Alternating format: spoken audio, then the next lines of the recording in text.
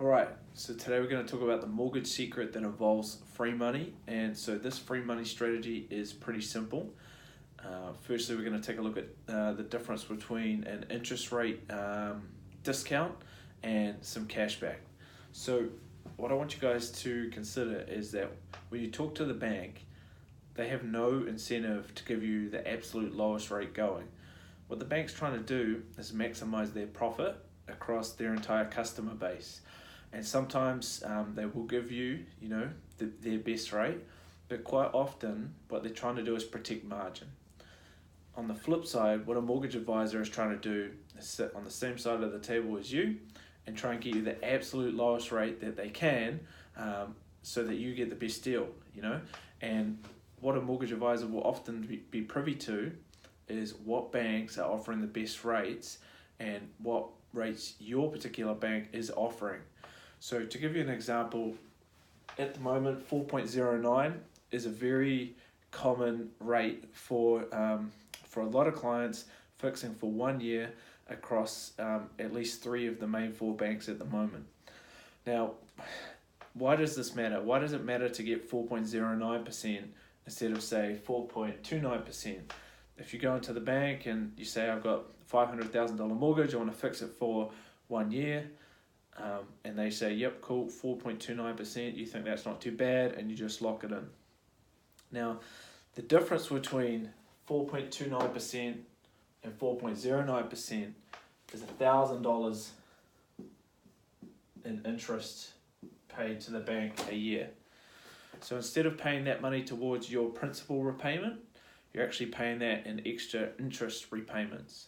So you can see that just a small difference in the interest rate save you $1,000 in the first year that you work with a mortgage advisor to get that discount, and over the life of, say, 20 years, let's say 25-year mortgage, you're going to save at least $1,000 a year, knowing that you're going to get the lowest rate.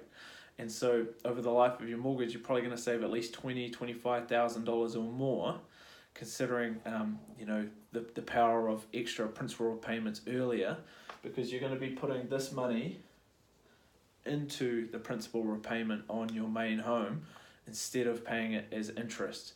So that's just one strategy over the life of your mortgage that you're going to save at least probably $30,000 in interest payments, and that you'll be able to make that repayment back to your principal simply by making sure that you get this discount. Now, another way that we want people to understand is that you've got to think that cashback is a good thing. And the reason is, if banks are going to offer clients money as an incentive to renew their mortgage with them or to switch their mortgage over, then you shouldn't ignore it. So for a $500,000 mortgage, you might be looking at $3,500 of cashback, and that will lock you in for 3 years. So let's just assume that that's locked in for 3 years. Let's just round down and say that over the course of every year, you want to get around about $1,000 a year at least in cashback for a $500,000 mortgage. So you can see with these two simple strategies, you're going to save $1,000 a year times 2. It's extra $2,000 a year, free money. It's a very, very simple strategy. You work with a mortgage advisor, make sure you get this best rate, and make sure you maximize your cash back.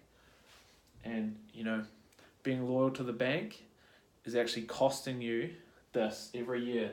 So when you think, oh, yep, I'm already working with a bank manager, or I'm loyal to my bank, well, you got to think, would I pay $2,000 a year for the relationship with my bank when I can get a relationship with a mortgage advisor that knows how to get the better deal, who's got my best interests in mind, and over the space of 5 years, it's going to be worth 10 grand. Over the space of 10 years, going to be worth 20, 30 grand of savings simply by making sure you get a better deal.